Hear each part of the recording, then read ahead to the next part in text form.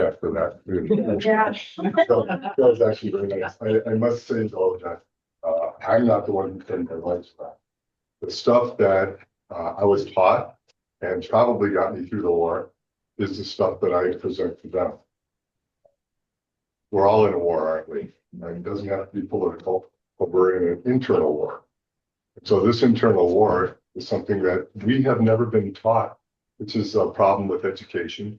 We have not been taught that we can start this right from the beginning, and we can learn how to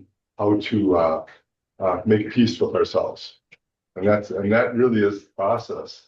Like, these kids are so desperate to learn this stuff, and the reason I always liked high school is because they know it, and they're rebelling as well. They should. I did, which is why I ended up in Vietnam, by the way.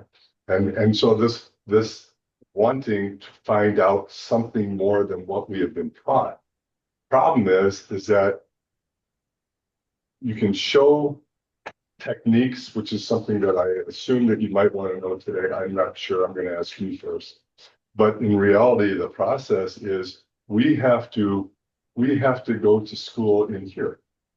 And I know it sounds ridiculous, but we're never going to be satisfied until we know at least our truth at this point. And it'll grow as we start learning certain techniques, which is why I got into meditation in the first place. I do believe it saved my life out there, just because I was in a war that one of the reasons I was in the war was because I marched against it. So which is why you don't see me at many rallies, by the way. I've learned my lesson that way. But there's different ways that we can go ahead and protest and work on things. I often said, as far as protests go, yeah, I won't march against cancer, but I will certainly march for help. And that just gives it a whole different perspective then. That's part of the process. I don't know here what it is that you're looking for. Okay, if somebody would be so kind and they ask me a question, the process is about either yoga and meditation or just meditation. But I would rather talk to you about what you want to hear about, not what I want to say to you. In 45 minutes, there's no way I'm going to be able to cover things that have been centuries old, passed down from word by word. So is there something in particular? I don't know how much you know about meditation, which is my passion. Right? And I love teaching whatever I could in the classroom. My students usually would say, I didn't learn a whole lot of math. I learned a lot of the other stuff. And they would think that they're moving me around and getting out of it, but they didn't realize that I could talk about math because it is a spiritual thing. That's the ultimate language. No offense to social studies, right? But mathematics is the first language and universal. So it was easy to take some sacred geometry and throw that in there in my geometry classes. So what do you want to know? Yes, please. Thank you. Okay. So I am somebody whose mind never stops. You're like all of us. So for me to meditate, and I've tried, and I just can't seem to clear my mind enough to just let things in. What do you suggest? That's true, Someone like me. because we're all like that. The mind is not, by the way, supposed to stop. That's its job. The mind's job is to talk. It's to interact. The problem is that what's it talking about? We are so active in the world that we don't sit down and listen to what our minds are telling us. We are not our minds, by the way. You just said it. My mind wants to talk. Well, who are you then? Can you move your body? Yes. So you're not your body. Can you move your mind? Can you tell your mind to do something? No, I'm not going to do this. Yeah. So who's talking to you? And that's the ultimate objective, is to find ourselves, right? And the process of the meditation is to learn to, one of my favorite lines comes out of the Bible actually, is be still and know that I am God. However, I have altered it throughout times because this is what I do, right? And instead I go, first I start off with be still and know that I am. which is very powerful. And then I went to be still and know. And then I went to be still. And when I was really getting into my meditation, be, just be. And that's the process that we're trying to get to. The mind is powerful. I do an affirmation when I start. I said, I have a body, but I'm not the body. This body is an instrument for my use. I have a mind, but I'm not the mind. This mind is the greatest instrument for my use. I have an ego self, not the ego self. This ego self is an instrument for my use. I'm not its history. I'm not its future. I'm not its passions. I'm not its fears. I am that I am. This is where we're getting to what your question was about. I am a witness. And so your mind is going to talk. Objective is let it. We know bullies. We just talked about Trump, right? And the way to beat him is to ignore him. He can't stand that. He can't handle that. That doesn't mean we listen to him, right? But we ignore all his crap because then you get sucked into that anger, hate energy. Well, the same thing applies with our mind. If we give our mind attention, it's going to be more powerful than that. I used to have with the students, I had pink elephants all around my room, little pink elephants that the kids would bring me. Because I would give them the analogy. I say, close your eyes and don't think of a pink elephant. Don't think of its pink ears. Don't think of its pink trunk. Don't think of its pink tail. And of course, they all started laughing. I said, well, you stop talking. I wouldn't be thinking of a pink elephant. Well, as soon as you mention it, it's there. And the more you think about it, the more power you give it. So when you're sitting there going, I can't slow my thoughts down, your mind's getting energy to keep going more and more and more and more, as opposed to just watching it, giving it no energy. How can you do that? Well, part of it is that's being a witness. But the beauty of it is, if you can find something more in line with what you want, to slow it down, to learn to be still. Meditation is a process to go beyond mind. Right? And that's very, very powerful and very hard. I am still in diapers with it. I've been practicing it for 50 years. However, the instantaneous feedback I get from the results of it is incredible. Right? The mind is supposed to talk. That's the instrument. We're supposed to deal with the world out here. But we, as individuals, are supposed to listen to it and decide whether that's a thought that we want. How are you going to do it? I used to do this with the kids. They say, okay, you can see this as a hand. But what if you didn't see it before and I was going like this? It's going faster, faster, faster, faster. You wouldn't know it was a hand unless you knew it previously. Because it's going so fast. Well, think of the mind, how fast it goes. And you're right. You will know what kind of thoughts you're having by your emotions. These are all tools that we have. These are all sensories.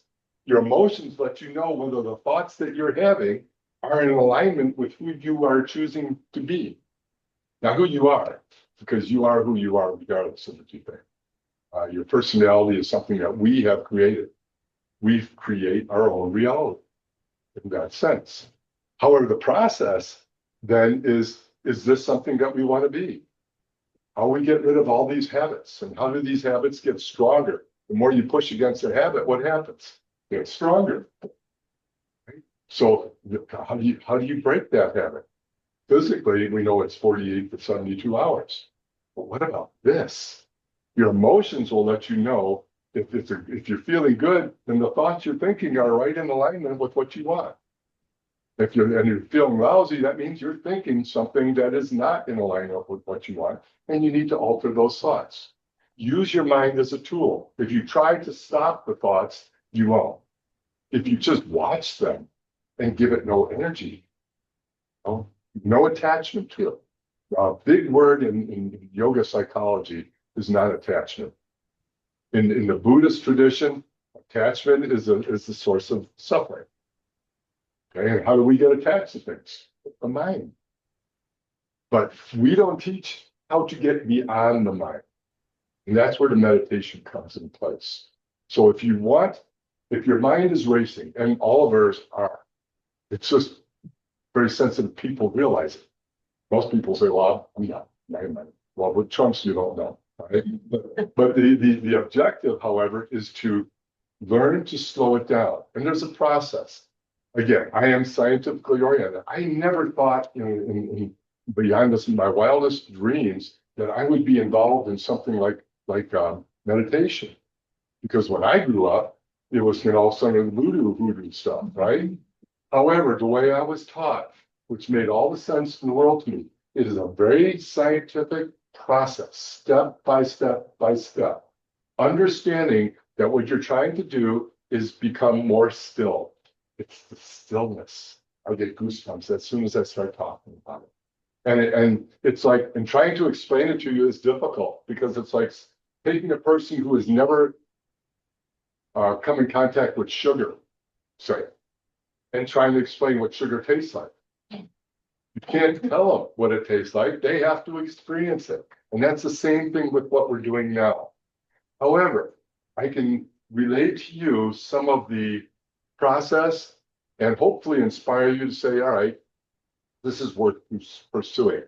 Realistically, I have had large classes and very few people will pursue it. And they usually will go, well, I'd like to, but I don't have time. And of course, the obvious answer to that is, well, you're the exact person who needs it the most, right? And we avoid change automatically, don't we? It's easy to get into that current of thought that we're in, that current of life that we're in. It's easier, even though we don't like it. Why do I used to have, again, students would come and they tell me about their boyfriends abusing them, et cetera, in various ways.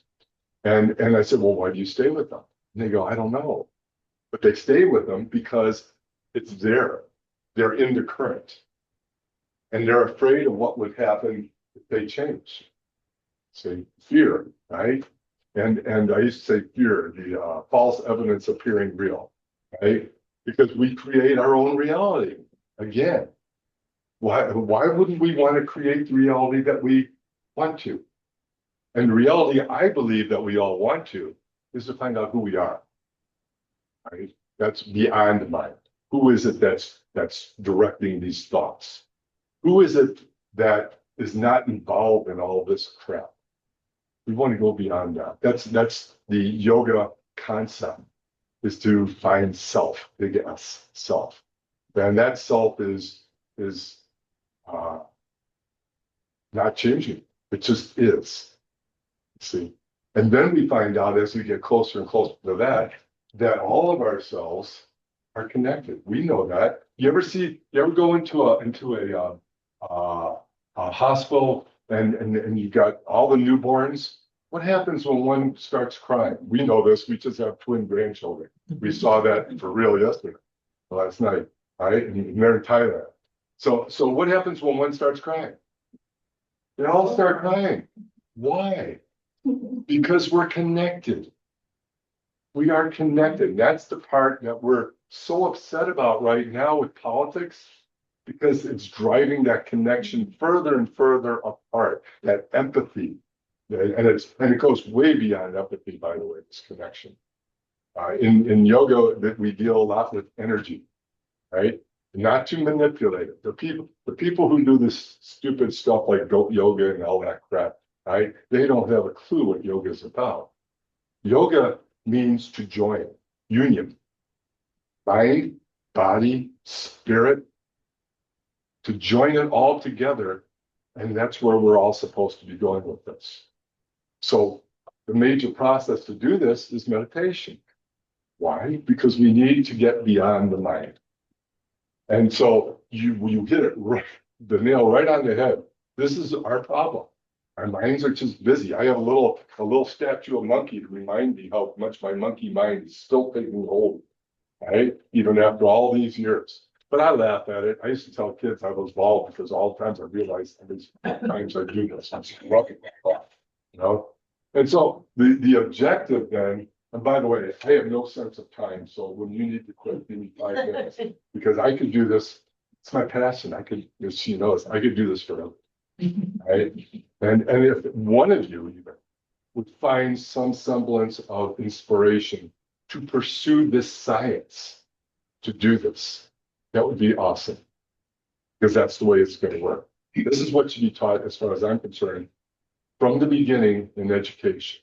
It should be in every classroom. It's not to try and make you do something. It's to teach you about who you are. And you don't want somebody else telling you. I am a little ODD, oppositional aggressor. Oh, oppositional defiant disorder. All right. She'll tell me to do something. She knows I won't do it, man, even if it's right. Now, if she asks me, I'll do anything. But to tell me, I don't know. So we're all like this. And I think that's a good characteristic, personally. So how are we going to get that mind to slow down enough so that we can pick and choose and be able to see the thought? And if we choose to give it energy, which is power, then we would. And if we choose not to, then we move on to something else.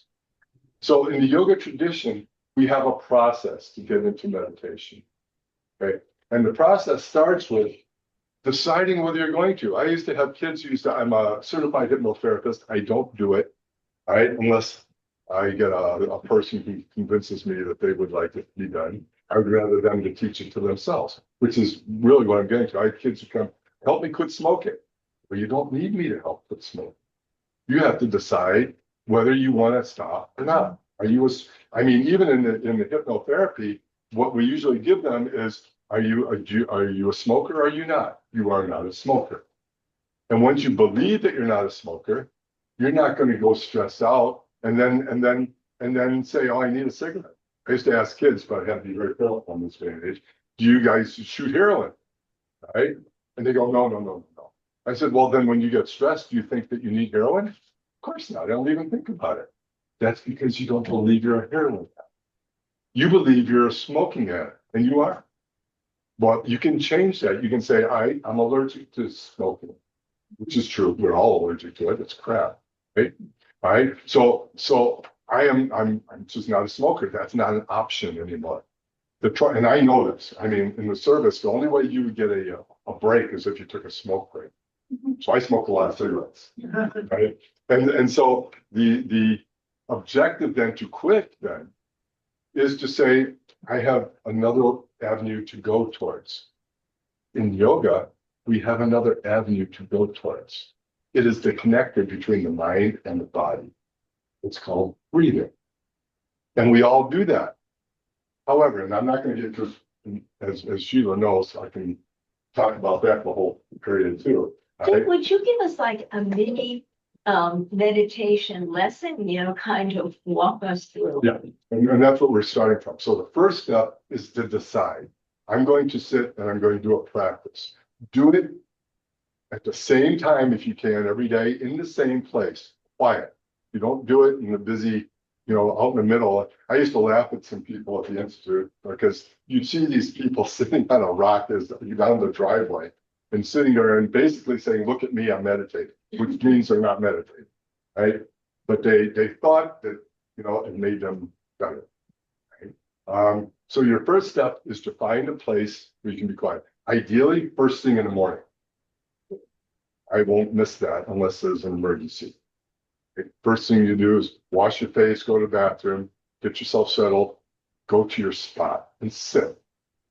And say, this is my time. I don't care what's happening around the world. This is my time to get still. My time to really find out who I am. Once you sit, then, now it's your posture. Your posture is imperative. If you can't sit correctly, and I'm not saying sit with your legs all crossed up. But most of us can't. But sitting in a chair, but you can sit in a chair. You can sit in a chair, and if you sit there, you want your head, neck, and trunk straight. In Tai Chi, we talk about a string at the top of your head going up, so that your spine is straight, not like this, but just straight, comfortable. Your hands on your knees. Ideally, you want your waist a little bit above your knees. Okay. And your head, neck, and trunk must be straight. I don't suggest doing it lying down because if you really get deep, you'll fall asleep or you'll poop in your pants, one of the two. I'm serious because you're relaxing everything. So the objective then is to sit up straight, right? And that's an attitude in itself. Chris and I will walk down, the street and we see these people that are all bent over, and she and I both do this automatically. Boom, we're back up. As a reminder, because it's so easy at our age to start bending over, right? But I used to tell this to my students too. You could take a pencil and have it sitting up, and you could put thousands of pounds on top of the pencil if it is perfectly, and I mean perfectly, perpendicular. As soon as you move it a little bit, you've got sawdust, right? Well, you think your body isn't the same way? Your body is an amazing tool, yet we abuse it. We abuse it through diet. We abuse it through our posture. We abuse it by being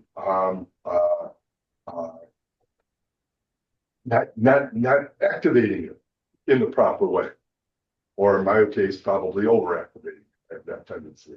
So what we want to do is we want to sit, and we want to sit straight so that you can relax every single muscle in your body. That in itself is going to make your day. To be actually able to be relaxed totally, every muscle. We go through it, we call it progressive relaxation. From the top of your head all the way down to your toes. You will get to know every muscle that's tight. And then you'll just loosen it up. Done. It's done. There's nothing there. Just relax it.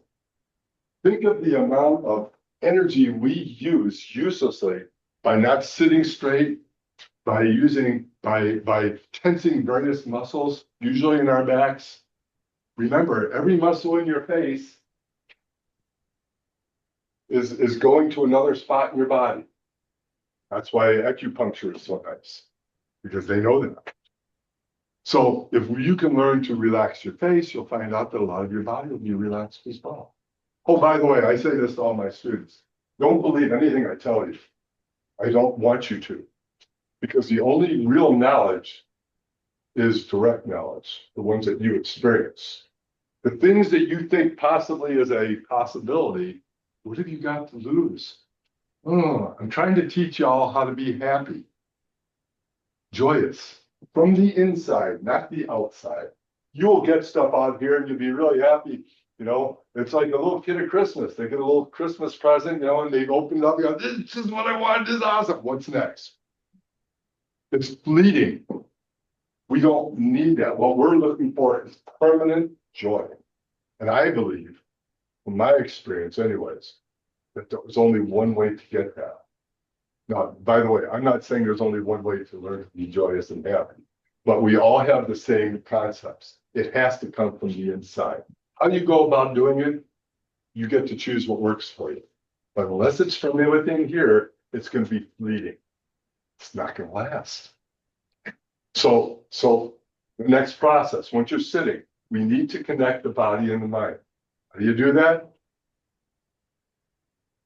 We underestimated. Kids who used to laugh at Mr. Roberts, I'm still alive. I want to preach. Yeah, you do. But is it messing you up? And then again, I'm not going to go into detail because of time constraints. However, if you learn to breathe through your nose only, using your diaphragm, not your chest. Remember, every breath you take sends a signal to the body. If you inhale through your mouth, or exhale through your mouth even, if you breathe through your chest, you're sending a message to your autonomic nervous system, your sympathetic system. Active. There's an emergency. Well, you're not going to relax if you think there's an emergency all the time. People, it's chicken little. It really is. Because what's happening is we're thinking about relaxing, yet our bodies are being used in a way where it's sending messages that we are in a fight and flight response mode. Unless you breathe through your nose, diaphragmatically, and smooth. No pauses, no hesitations. And guess what? You can't do that unless you're sitting up straight. Because if you're like this, you just stop the diaphragm from moving. So you have to sit up straight. It's amazing how we sabotage ourselves all the time from one little thing, and that's the breathing process. So as a quick thing, yes, please. What's a yawn? What's that? Yawn. A yawn is you're not getting enough oxygen. Okay, so your body's telling you you need more oxygen. That's right. You're not breathing correctly. And again, remember how the mind works. So there's another thing you can see at the hospital or wherever or in audience. One person yawns, all of a sudden you start seeing other people yawn. They change their breathing process. We are connected. All right. Same thing with hiccups. All right. We're not breathing correctly. We have fun with this. Now my whole family won't listen to me because they already know the trick.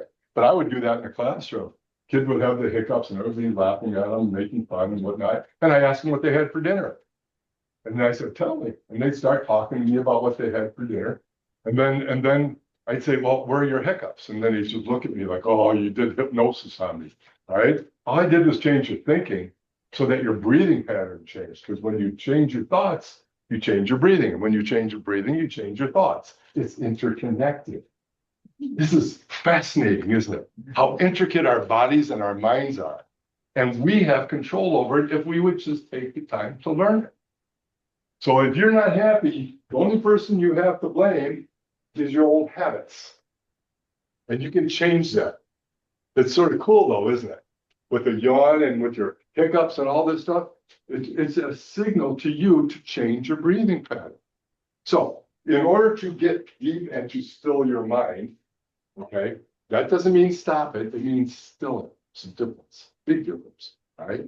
So in order to do that, you have to learn to breathe, okay? And just relax and enjoy it. People are so like this, and that was me because I'm an intense person. So, I'm like this all the time. My son was the same way. He said, I was getting headaches. Well, that's because you're trying, become Yoda. Don't try, do. The more you try, the more you push it away. When you try, where are your thoughts? I'm trying to do this, meaning I'm not there, I'm not there, I'm not there. Well, you're not going to get there. It's a pink elephant. Can't do that. So the objective then is to just watch your thoughts, watch your breathing. And by the way, right here at the bridge, if you sit in your meditative pose, usually just sitting down, right? Feet flat on the floor, hands on your legs, comfortably. And just say, this is just going to be so nice just to relax, get some quiet, right? And then you go ahead and do that. And you watch your breath. What happens? The mind can only hold one thought at a time. It could be very fast, obviously, and it is. But if you can learn the next step, which is concentration. Concentration is not meditation. It is a process to get to meditation. Right? Because as long as you're using your mind, you're not meditating. All right. So our objective then is to sit and watch. Watch your breath. Because since the mind can only hold one thought at a time, here we are, and you can feel it. If you would just try it for a second, as you exhale, you'll feel the warmth. As you inhale, you feel the coolness right here. And if you focus only on that, you're not thinking about Voldemort, Trump, or whatever, right? You're not thinking about what isn't right. You're not thinking about what you have to do in the next 10 minutes or why, you're going to be late. You're just here now. You're just being. Just be. I can't think of any other way to say it, but if you can just be there. They talk about mindfulness and they use all this other crap, right? All right? It's just to be here now and enjoy it. Yes. I'm missing focus in my life, and I've been starting to do some of this quiet meditations, but everything that I counted on has sort of vanished. My partner and I have major health issues. We have decisions we have to make about how we want to live the end years of our lives. And it's driving us crazy to decide. And like my mind is just jumping like this, and I end up deciding nothing. Yeah. I don't have any focus on what would be a good decision for me and for my partner as well. Yeah, and that's very intuitive, right? That's right on task of what's really happening with all of us. The problem is, and then somebody asked me and said, well, you got to realize we're in this area. So somebody said, well, why won't you vote for Trump?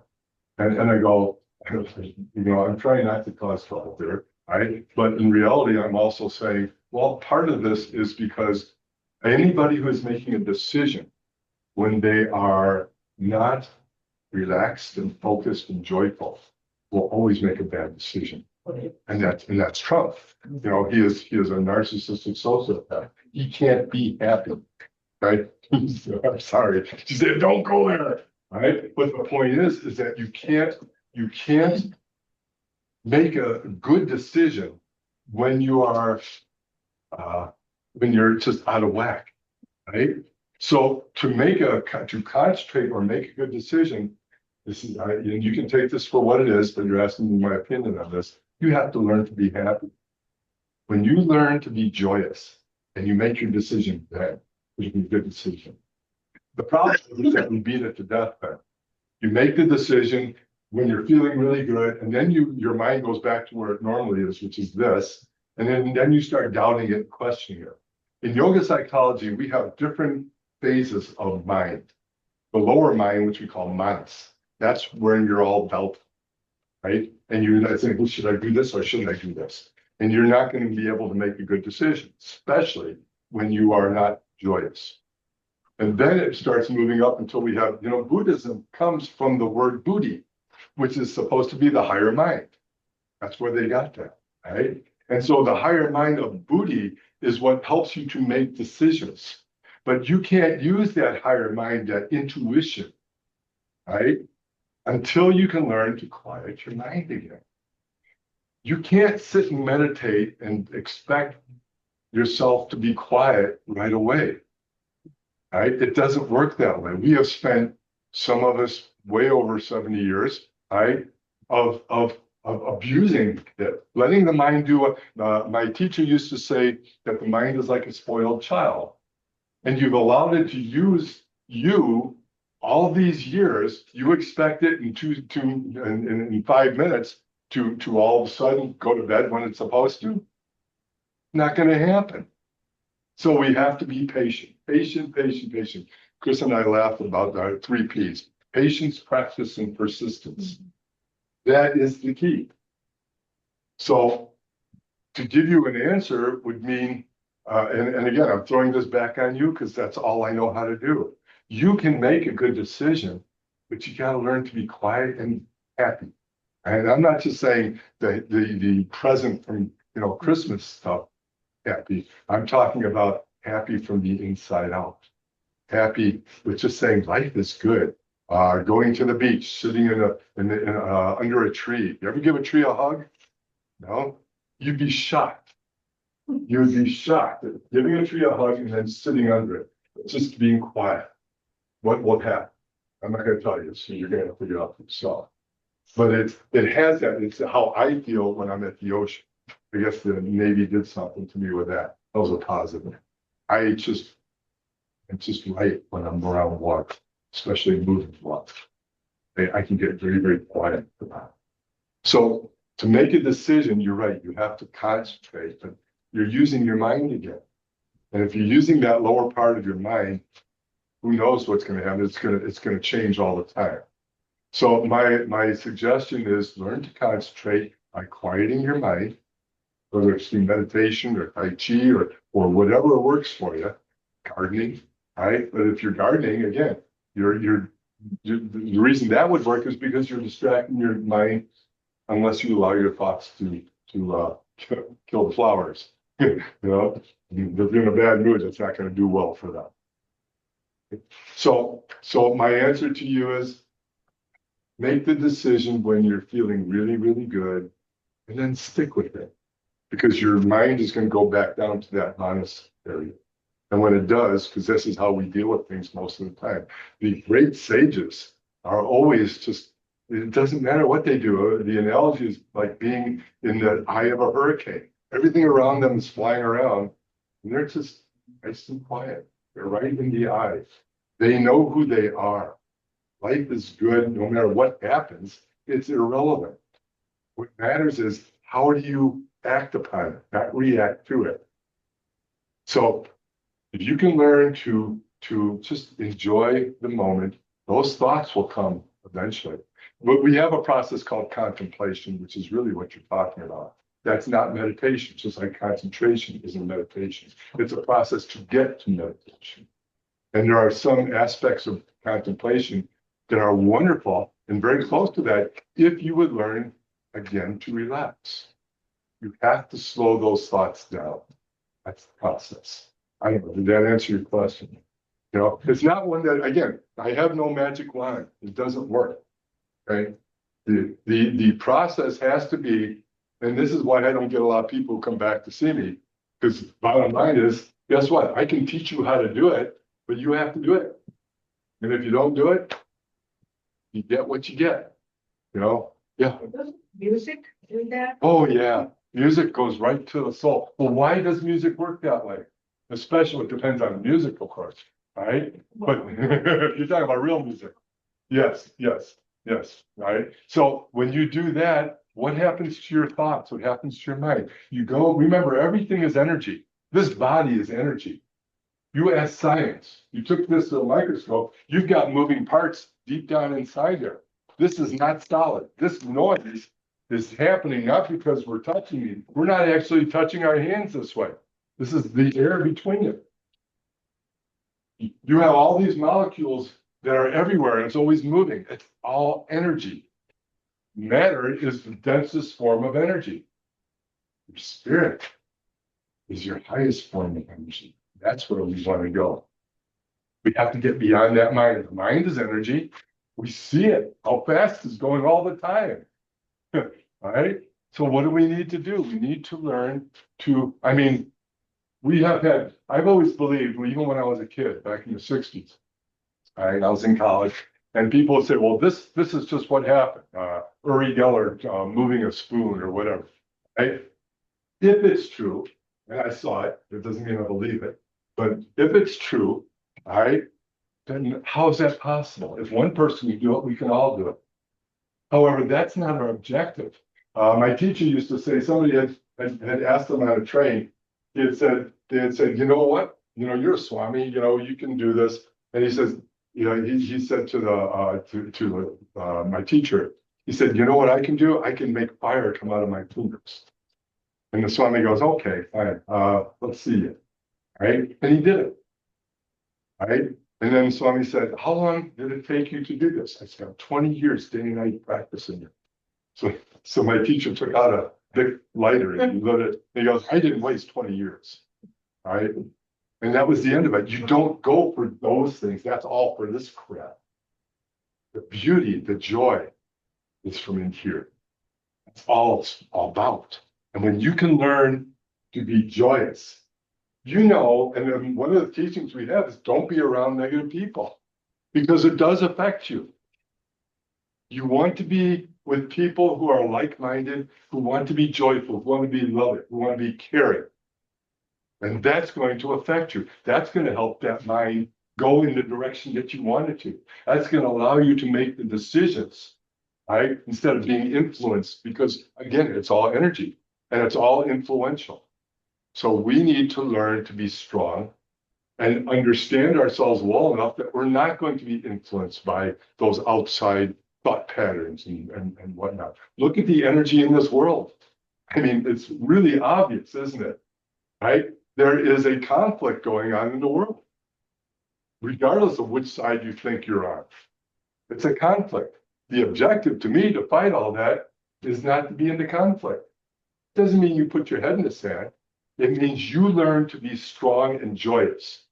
There's nothing more powerful you can do for the world than to be joyous yourself. You can push against all the stuff you want, but now you're part of the problem. Sorry, this is just the way you're asking my opinion of this. So the objective then is to be, I mean, in our teachings, there is only one thing in the world. It's called love. Not conditional love, absolute love, just joy. And guess what? When you learn to start meditating, it starts popping up, right? And it just gets, you know, your goosebumps are coming again, right? But you just feel it, and nothing that you can do or say, right, will have more of an influence to just being that joy. It's Okay. awesome. Can I add something? Please. Thank you. I had tried lots through all the long years of my life. I've tried many times to meditate. I've had tapes, I had group meditations, I did yoga, I did all the things. And one day I was listening to a radio and someone came on and they said, very simple, it was called 777. Breathe in, deep breathing, as you described it. 7. For 7 counts, I don't count anymore. I just breathe as deeply as I can. Let it out. I don't count 7. I just let it out to come whenever it comes out and do it 7 times. So one of the things you said was if you lay down, it's not really meditation because you might fall asleep. I would just say that knowing myself, I have a very busy mind, and quite honestly, I love thinking. I think it's the most creative thing. If I have a problem, I want to think and think and think. And sometimes when I meditate, and I meditate before I go to sleep every night, but I lay down because I am not a sitter. It's enough just sitting here all this time. I want to blow my brains out because I'm a mover. Anyone who knows me, I'm always on my feet. You'll never see me sit unless I am Another teacher, Jim. right now. It's why I became a teacher, because I was going to be a psychologist, but I thought, oh my gosh, I'd have to sit. I'd want to blow my brains out. So I'm not a sitter. So laying down is not the worst thing for me. It may be the worst thing for somebody else, but it was great. It's great for me. And so what happens is I do it every night. Sometimes I do fall asleep. I don't know what's bad about that. If I wake up in the middle of the night, guess what? I start all over again. And guess what? I go back to sleep. So when people say, do you sleep? I say, I sure do. I think there's like different ways for different people. Being a teacher that worked with children that didn't grasp reading, I had the chance to watch minds very, very closely. We are all really, really different. We all grasp things in very different ways. So I am thrilled that you have a way to do it. And I just wanted to share that maybe for some people, I do it before I go to sleep because I am tired. And it's the time that, because after all the times that I tried to stop and find my place and do it, I had a problem. But at night I'm tired. And so I found that that's my time. So I just wanted to add that in case somebody was thinking, oh, how am I going to stop in the middle of the day or even in the morning? Morning is no good for me. I'm already thinking, I'm gone. And I only say that because I have tried every kind of meditation, and this is what I came up with. So I just wanted to add that just in case somebody could use that information. Thank you. The objective again is to know yourself and to know what works for you. And as time goes on, you may change that method. If you find that it serves you better, or if it's serving you well now, you continue it. So meditation, really the bottom line is the process of, again, when you're laying down, your back is still straight, your spine is still straight. So you can breathe properly. Right? So the only real absolutes are having your head, neck, and trunk straight and breathing properly, right? And then paying attention to it. So what you're doing is fine. Usually what they say, when you go deep, deep, deep, deep into meditation, which I have not yet gotten to yet, and I don't think I will in this lifetime, the objective then is do what works for you now and pay attention to how you do it. And like you say, there are as many different methods as there are people, because we are all different, right? Yet we're the same. Thank you. I hope that helped. But yeah, there's nothing wrong. And thank you. You know, I mean, you're right. You need to do things in your own manner, but understand, again, pay attention so that as you grow in your understanding of it, you will be able to adapt and make changes in the same way. Okay. All right. So that's wonderful. The fact that you're doing it, the bottom line is you can't get anywhere unless you take that first step. So take the first step and go ahead and resume once you get there. Once you are in that breathing process, then you want to sit or lay down if you want, right? To watch. You need to become the witness. You can't try to make your breath. If you watch your breath and you relax your muscles, and then you watch your breath, what'll happen is it'll start breathing correctly automatically. Mhm. And then you just watch. And when the thoughts come, and they're going to, instead of getting caught up in them, right, just watch them, let them go. And I tell you, and even now for me, it still comes back, but I'm more easily able to bring it back to my focus, whether it's a, a, a focal point, right? I was taught using a mantra. I always started off with the breath, though.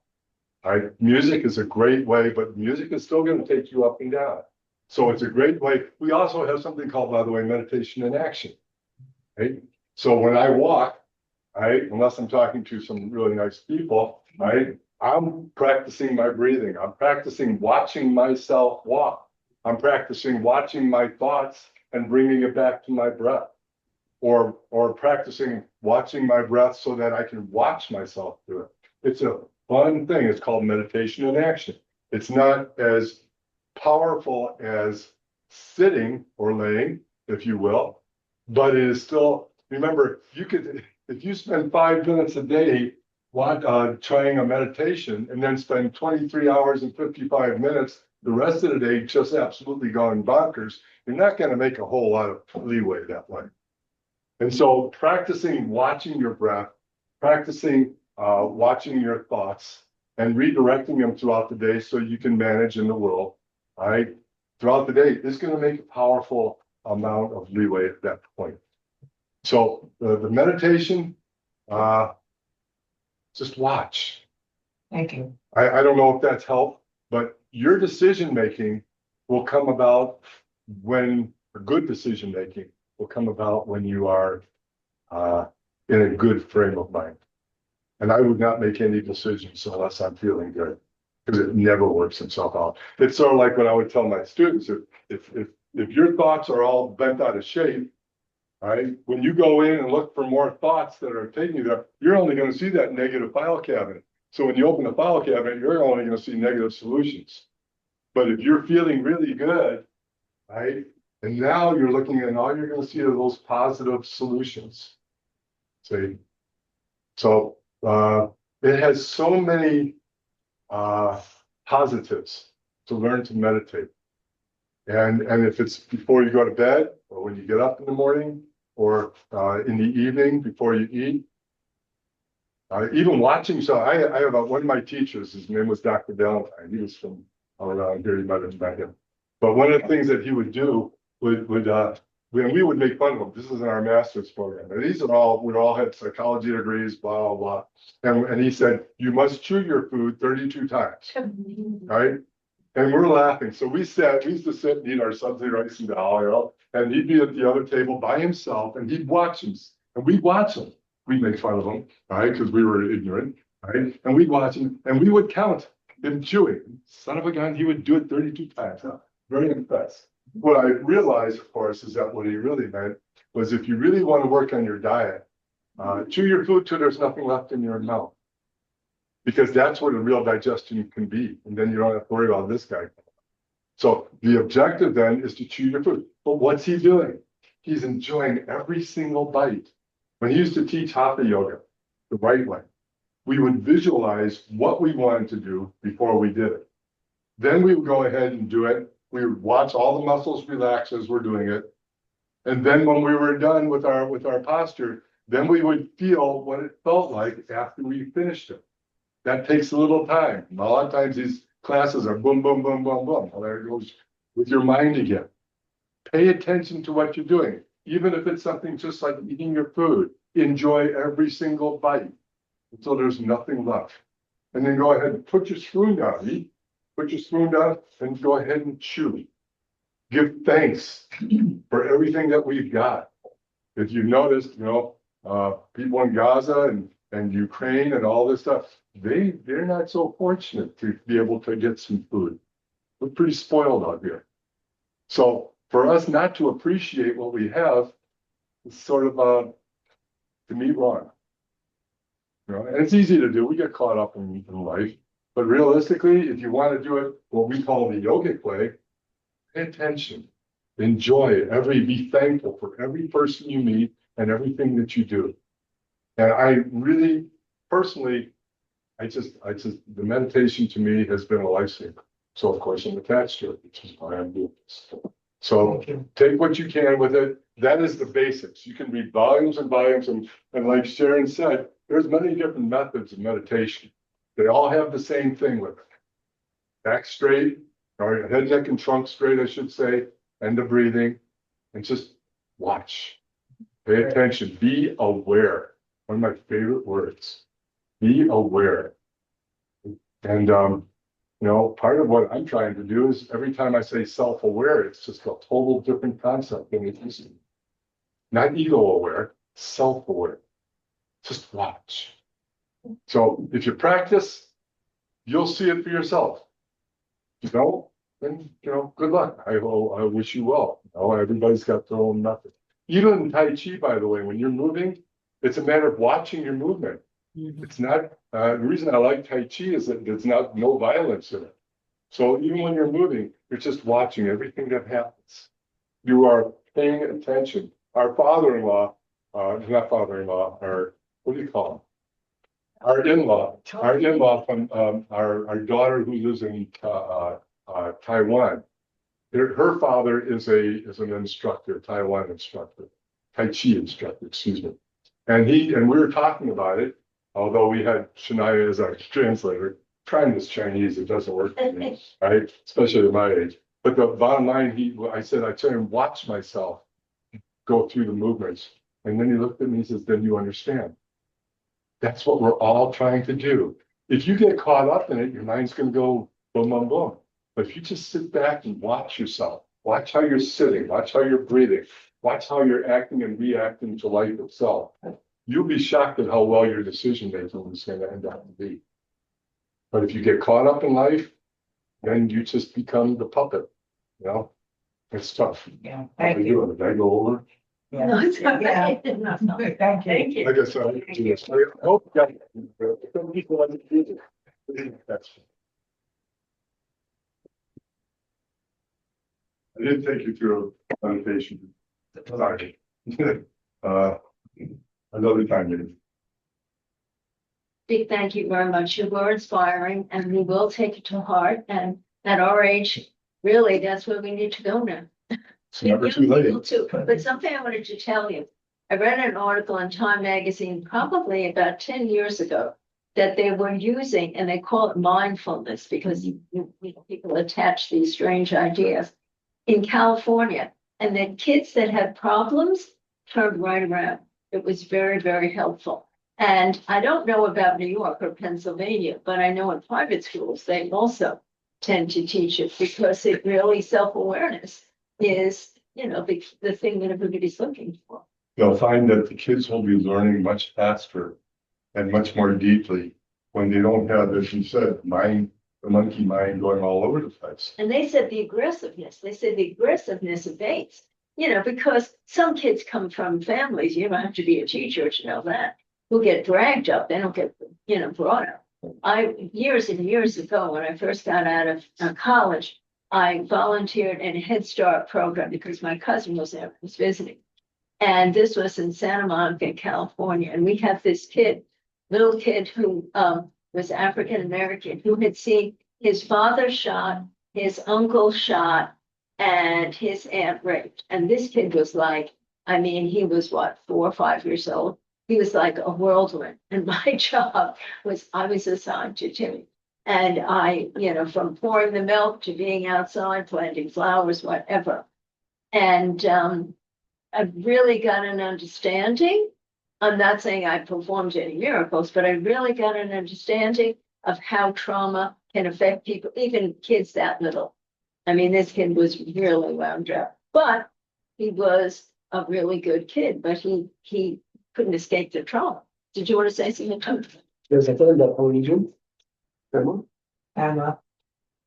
Hi, guys. I just wanted to thank him as well and also share when I was in Western Mass, we used meditation in the schools. I've been doing it since I was a kid and didn't have the verbiage for it when I was a kid.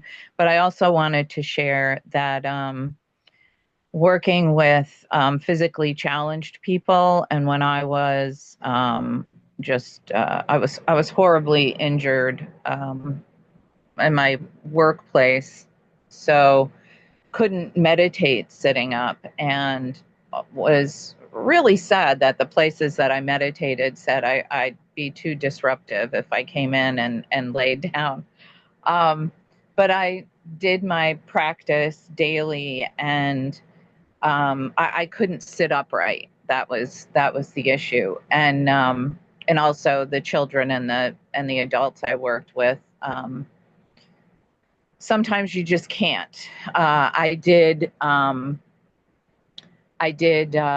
lay down, and then I never fell asleep during meditation, but I tend to do it first thing in the morning and bring my knees up, but I did find places that I could meditate and do that in that posture.